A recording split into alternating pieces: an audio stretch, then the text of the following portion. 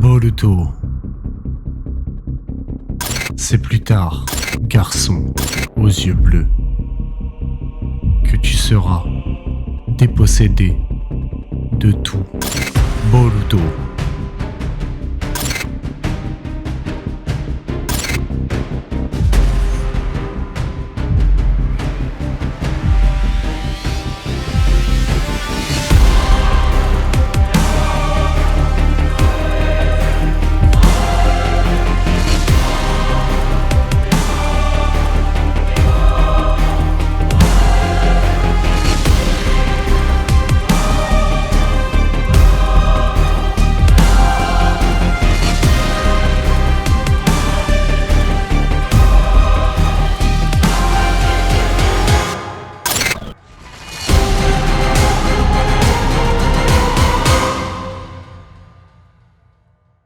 Yo, salut les potes, c'est ProSensei, j'espère que vous allez bien. On se retrouve aujourd'hui pour le chapitre 48 de Boruto pour une review analyse.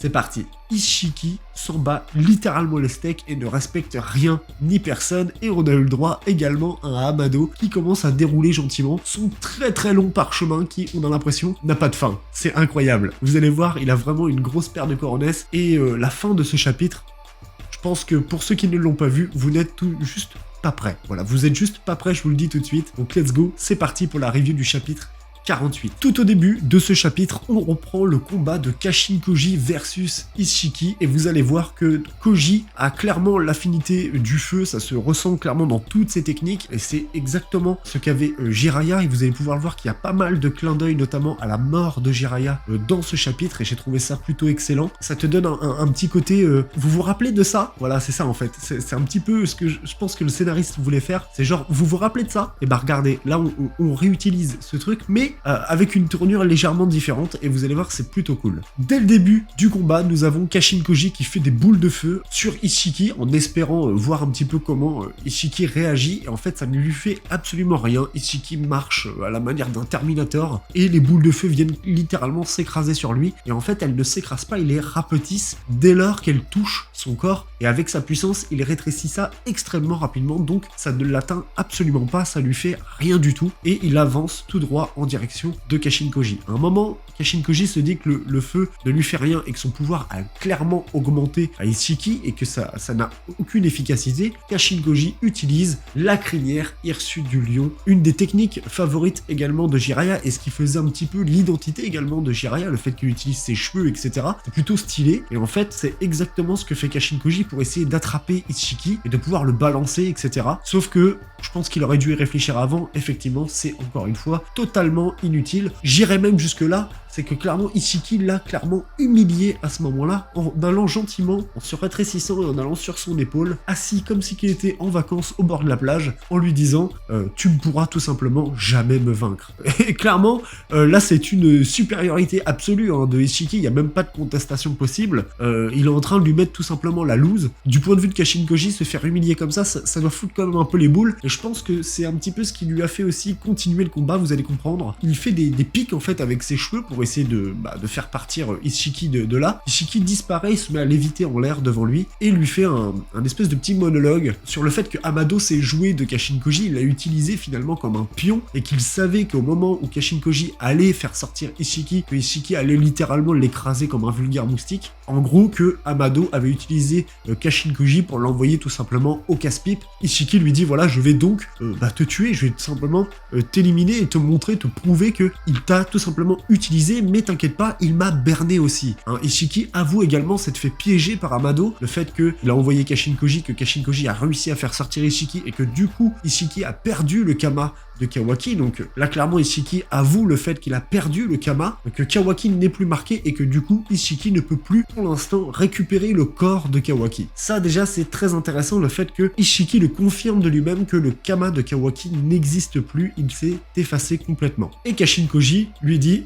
je vais passer maintenant aux choses sérieuses, et il passe en mode ermite. Il y a une chose également que je n'ai pas précisé, Ishiki a bien confirmé que dans le corps de Jigen, quand il a fait sa résurrection dans le corps de Jigen, il bénéficie d'une puissance absolument phénoménale. Il le dit qu'il y a une force qui jaillit de son corps littéralement. Malheureusement, c'est ce qui fait aussi le défaut de sa résurrection, c'est que dans le corps de Jigen, qui n'était clairement pas prêt, hein, le réceptacle était déjà brisé quand il était dans son corps, le corps de Jigen ne supporte pas la puissance d'Ishiki et donc il ne lui reste que 2 ou 3 jours à vivre. Donc l'estimation qu'Amado avait fait par rapport à la résurrection d'Ishiki dans le corps de Jigen s'est avérée juste vrai. Amado, c'est un véritable boss. Effectivement, Ishiki n'a que 2 ou 3 jours à vivre, donc son intérêt premier sera de retrouver Kawaki. Là, on se retrouve du coup à Konoha avec Amado qui déroule son très long parchemin sur le bureau de Naruto et tout simplement pour préparer la suite du plan, puisque c'est ce qu'il est en train d'expliquer là maintenant. Il allait en arriver à la suite du plan, puisque maintenant que Ishiki est sorti, il savait que Kashin Koji allait se faire tuer, ou tout du moins qu'il allait lui faire perdre un peu de temps. Mais le problème, c'est que Ishiki, c'est un Otsutsuki, il se déplace entre les dimensions, il peut très bien arriver à Konoha d'un moment ou à un autre, et ça, Amado en est parfaitement conscient. Shikamaru explique les droits à Amado en lui disant: maintenant, tu es considéré comme un civil, ta demande d'asile est acceptée, par contre, tu n'as pas le droit de sortir de Konoha sans l'autorisation de Naruto ajoutée à celle de Shikamaru. C'est-à-dire que les deux doivent valider pour que Amado puisse avoir le droit de sortir de Konoha. Donc déjà, ça c'est réglé, il ne peut pas sortir du pays du feu. Donc bien sûr, ça reste qu'une autorisation, ça peut vite... Amado, il peut vite jouer avec les mots et faire en sorte que ça aille dans son sens. Il y a également Katasuke qui demande à Amado de pouvoir bénéficier de sa technologie complètement. S'il veut utiliser le laboratoire de Katasuke, il doit laisser Katasuke utiliser la technologie d'Amado sans aucune limite. Et bien sûr, Amado accepte. Jusqu'à présent, Amado accepte tout ce qu'on lui propose. Il dit ça me va, il n'y a pas de problème. Shikamaru demande à Amado d'enlever le collier bombe de Shikadai et Amado lui dit: vous inquiétez pas, ce n'était qu'un simple collier. En gros, depuis le début qu'il est arrivé à Konoha et que il y a cette pression du collier bombe sur Shikadai, et bien en fait le collier qui a Shikadai autour du cou n'est pas un collier explosif. Amado a tout simplement une grosse paire, et d'ailleurs mais il y a même Boruto qui lui dit c'était du bluff et tout. Même Katasuke lui dit comment vous auriez fait si on aurait découvert que c'était un faux collier. Il a dit de toute façon vous ne pouviez pas prouver que ça n'en était pas un. Je vous ai fait exploser un collier juste avant, à moins que vous pouviez prouver le contraire, que ce n'était pas un collier explosif. Jusqu'à la preuve du contraire, j'étais plutôt en sécurité. Encore une fois, tout est dans la tête, tout est dans l'intelligence, dans la stratégie. Ce mec-là est juste trop intelligent, quoi. C'est juste ça, il n'y a rien d'autre. Je pense même pas qu'en combat il ait vraiment un grand intérêt, hein. C'est vraiment, tout est dans la tête. Il est juste trop fort, il a juste un trop gros parchemin, c'est tout. Il a juste un trop gros parchemin, j'arrête pas de le dire. Maintenant que l'idée du bluff, tout ça a été expliqué par Amado, Amado va expliquer son plan, puisqu'à un moment il dit bon, c'est bien beau de discuter, mais Naruto, vous, monsieur Hokage, vous savez très bien ce qui va se passer. Vous savez que c'est à partir de maintenant que ça va se gâter, que ça va commencer à être tendu, et voilà. Amado va leur expliquer ce qui va se passer à partir de maintenant. Il dit clairement à Naruto, Koji va perdre, et une fois que Koji va perdre, Ishiki va vouloir venir ici à Konoha pour se débarrasser de moi et surtout récupérer Kawaki. Ça va être son seul objectif. Naruto lui propose d'aller directement sur place aider Kashin Koji en compagnie de Sasuke pour être à 3 contre lui, sauf que Amado lui dit je vous le déconseille. En fait, Ishiki n'a pas d'intérêt à vaincre Naruto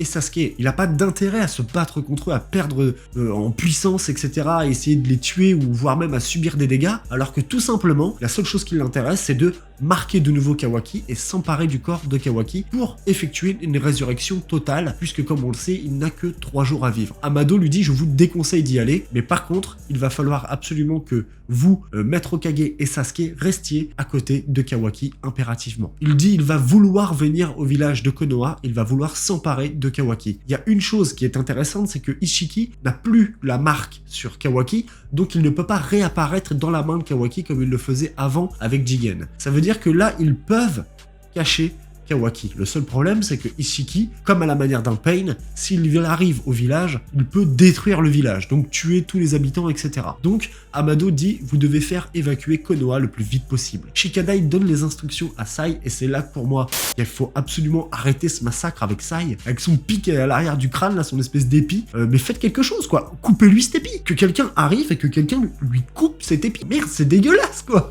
Sérieusement, tout l'ensemble du chapitre est vraiment bien dessiné, mais il y a juste une case où tu vois Sai qui dit ok je m'en occupe pour aller évacuer les gens, et en fait il a un espèce de pic à l'arrière de la tête, mais c'est dégueulasse, voilà, c'est dégueulasse. Limite faudrait cacher cette case, faudrait couper la case où il y a Sai et juste voir Shikamaru qui dit Sai est-ce que tu peux t'en occuper, tu vois. Franchement ils auraient dû faire ça clairement plutôt que de mettre Sai super mal dessiné en fond là, franchement c'était dégueulasse.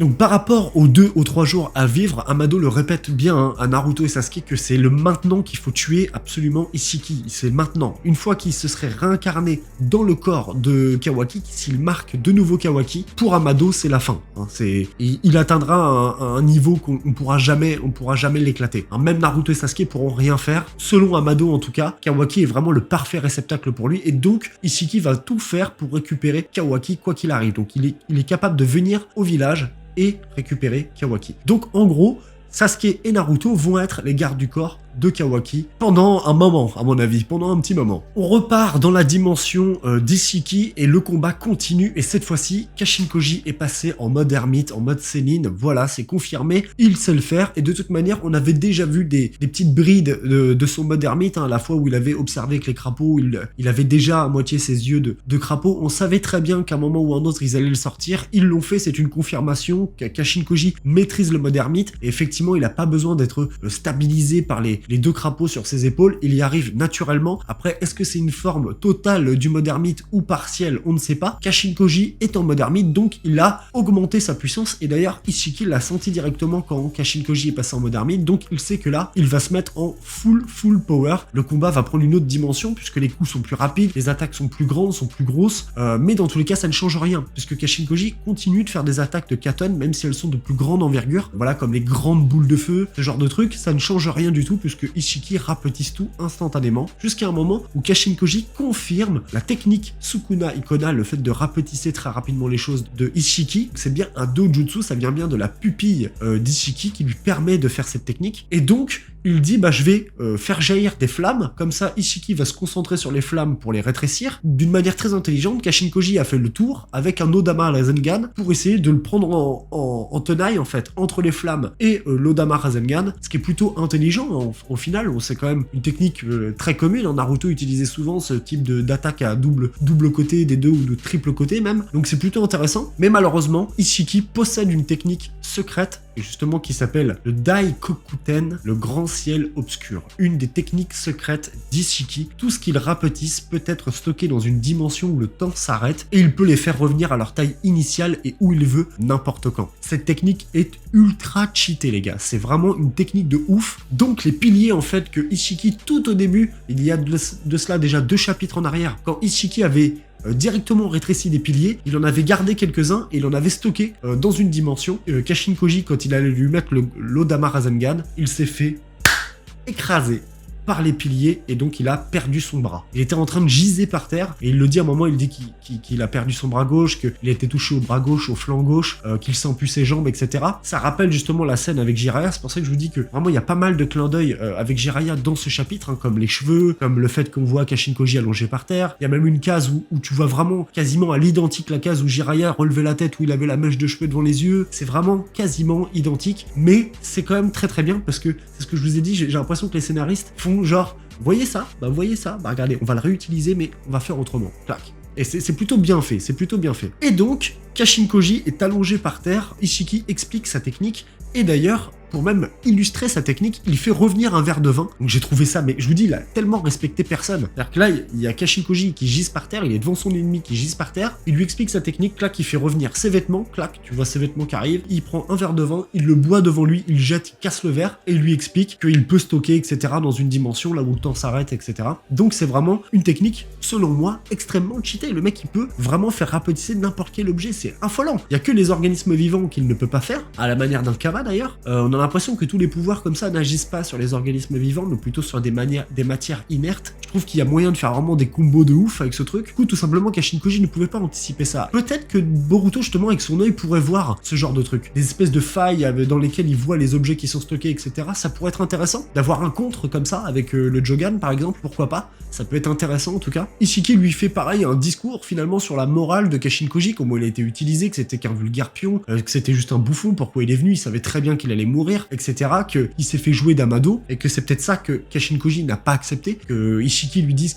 que Amado s'est joué de lui, et que du coup, l'orgueil de Kashin Koji l'a fait perdre finalement, qu'il a pas été très intelligent. Moi, je pense que c'est pas ça, je pense tout simplement que Kashin Koji voulait vraiment lui faire perdre le maximum de temps, et il le savait très bien qu'il allait crever. Et en final, Ishiki lui dit, est-ce que tu veux que je passe un message à Amado? Donc là, il dit clairement qu'il va aller voir Amado, puisqu'il lui dit, je vais aller tuer ce blaireau, il s'en bat les steaks. Je vous dis, Ishiki s'en bat les couilles, littéralement. Dans ce chapitre, il s'en bat littéralement les steaks de tout le monde, il prend tout le monde un peu de haut, il demande à Kashin Koji s'il a un message à transmettre à Amado, puisqu'il lui dit on s'est fait avoir tous les deux, mais si tu veux je peux lui transmettre un message de ta part, ça peut être ta dernière volonté. Kashin Koji qui était à moitié mort par terre, pareil, symbolique avec Jiraiya qui était par terre, qui voulait prononcer des mots quand il avait tous les pains autour de lui, et en fait il était en train de prononcer une incantation, il fait venir Gamma Boiler pour se refermer sur lui et pouvoir quitter cette dimension. Et donc Ishiki l'a vu, Gamma Boiler sortir, et donc du coup il a reculé tout simplement, et il a laissé Kashin Koji partir, puisque de toute façon il n'a pas d'intérêt à tuer Kashin Koji. Là il voulait le tuer pour lui prouver qu'il ne pouvait rien faire contre lui, mais Ishiki n'a pas d'intérêt à le suivre, etc., pour essayer de le buter, etc. Il s'en fout littéralement de Kashin Koji. D'ailleurs il lui a dit tu peux partir, chien errant, toi qui n'as pas d'objectif. Dans tous les cas, on se retrouvera plus tard. Pour l'instant, ma priorité, c'est d'aller à Konoha pour retrouver Kawaki. Boruto et Naruto qui sont en train de se disputer, parce que Boruto veut participer à la bataille contre Ishiki qui, sans doute, va venir au village. Et Naruto lui explique tout simplement que ce mec est un véritable monstre et qu'il n'y a que Sasuke et lui qui allaient le combattre parce qu'il est vraiment déjà trop fort. Et justement, Boruto, c'est ce qu'il lui dit. Il lui dit, oui, mais t'as déjà perdu contre ce Jigen, donc comment tu vas faire maintenant qu'il est encore plus fort? Et là, il y a Sasuke qui vient couper la conversation et qui lui dit à Boruto, moi et Naruto, nous sommes prêts à mourir pour le village. Mais est-ce que toi, Boruto, tu es prêt à mourir pour Konoha? Et en fait, je pense tout simplement que Boruto n'est pas prêt à mourir pour Konoha. Il n'a pas vécu assez de choses, il n'a pas pris encore conscience de l'importance de leur rôle et des menaces qui peuvent arriver, qui peuvent planer sur l'univers Shinobi, pour avoir la volonté de vouloir mourir pour son village. Tout simplement, quelqu'un qui est déterminé, il aurait dit oui direct. Là, s'il n'a pas dit oui, c'est qu'il a un doute, et à partir du moment où il a un doute, voilà, ça va lui faire se remettre en question sur les Shinobi, sur leur travail, sur l'importance du travail de Naruto et Sasuke. Et donc le fait que ce soit Sasuke qui lui dise, ça l'a calmé direct. Et de toute façon, ils n'ont pas le temps, puisque Naruto est directement appelé par l'unité de détection qui disent qu'un chakra a été détecté dans l'enceinte de Konoha. Et donc c'est Ishiki qui est en train de planer au-dessus du village à la manière d'un Pain, qui regarde le village et qui s'apprête à arriver pour capturer Kawaki. Donc ça veut dire que là, Ishiki, il est à Konoha, l'évacuation n'a pas été faite, Kawaki est dans les vapes, et Naruto et Sasuke sont même pas prêts pour l'intervention. Donc autant vous dire qu'il n'y a rien qui est prêt, leur plan n'a même pas eu le temps d'être exécuté, que Ishiki est déjà là. Kashin Koji n'a pas pu faire gagner plus de temps que ça, et je pense que Amado aurait aimé que Kashin Koji puisse faire perdre un maximum de temps à Ishiki, mais Ishiki est juste beaucoup trop fort. Donc en gros, la mission, c'est qu'il ne capture pas Kawaki. Donc il va falloir que Naruto et Sasuke à la fois protègent Kawaki, à la fois protègent le village. C'est ça la complication, c'est qu'il y a aussi le village à prendre en compte. Il n'y a pas que Kawaki, même si la priorité c'est lui, parce que si Ishiki s'empare de son corps, c'est terminé. Ils ont l'avantage que Kawaki n'est plus marqué par Ishiki, et donc il ne peut pas le retrouver instantanément, il va être obligé de le chercher, etc. Globalement, c'est quand même, la situation elle est vraiment très tendue, je ne sais pas comment ils vont faire. Que le Jogan réapparaisse à ce moment là, ce serait vraiment une bonne chose, et je vois bien aussi un petit peu l'ellipse arriver quand même. Il va falloir, je pense que Ishiki ça va être le dernier ennemi avant l'ellipse. Déjà, je sais pas comment ils vont faire pour l'écarter, je ne sais pas comment ça va se terminer. Il y a également le Jubi dans la dimension, il y a également Code aussi qu'on n'a pas revu depuis un moment. Je sais pas trop comment ils vont faire. Là, on arrive sur un truc de ouf, quoi. On arrive vraiment sur une attaque type Pain à Konoha, quoi. On a Ishiki qui plane au-dessus du village, les gars. C'est un truc de ouf. Sachant qu'ils sont pas prêts à le recevoir, hein. Ils sont absolument pas prêts. Donc, ça va être chaud. Prochain chapitre, peut-être un début de combat, un Naruto Sasuke contre Ishiki, ça va être cool. Je kiffe les chapitres actuels, c'est un truc de malade. D'ailleurs, vous l'avez vu lors de la lecture, c'était juste incroyable. Merci à tous, en tout cas, pour votre présence sur les lives, sur Twitch, dans les vidéos également, pour tous les commentaires que vous mettez. Merci beaucoup, ça me fait extrêmement plaisir. On se retrouve bientôt pour un nouveau live, un nouveau chapitre. Voilà, on verra bien, hein. Peut-être un petit live avec les bros, on ne sait jamais.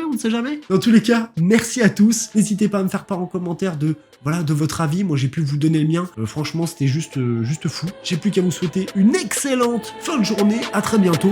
Ciao, ciao les amis.